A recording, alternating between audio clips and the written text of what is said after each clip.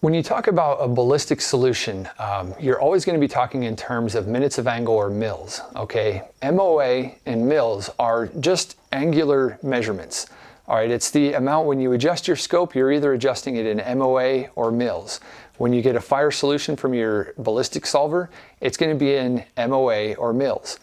So it's just like English or metric units. One isn't necessarily better or worse than the other. Just make sure that whatever you choose to use or whatever your scope and ballistic solver use, that you're comfortable with it and you know what it means. All right, so what does it mean? What is a minute of angle?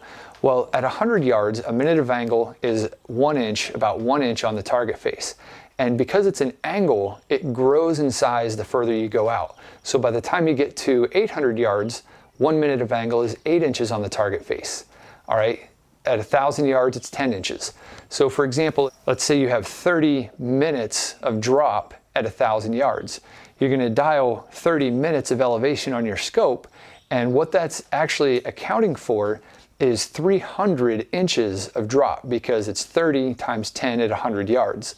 All right, if you did 30 minutes at 800 yards, then that would be 240 inches of drop. So the same number of minutes means a different amount of inches depending on your range. Likewise with mils. Mil is short for mil radian, and that's kind of the metric version. A mil radian is 1 centimeter at 100 meters, so it's 10 centimeters at 1,000 meters.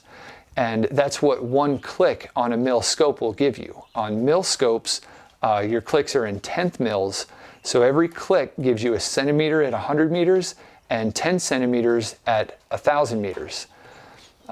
Likewise, MOA scopes are graduated in either usually quarter-minute clicks. So it takes 4 clicks of the scope to move 1 inch at 100 yards or 10 inches at 1,000 yards.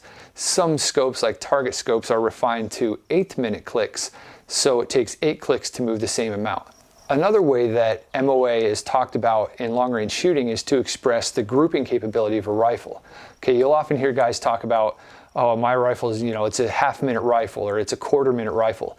Well, what that typically means is that that rifle is shooting half-minute groups, and usually it's at 100 yards that it's stated. So if someone says they have a half-minute rifle, what I picture that to mean is that they can shoot a half-inch group at 100 yards. Groups that'll shoot half-minute at 1,000 yards are much less common than rifles that'll shoot half-minute at 100 yards.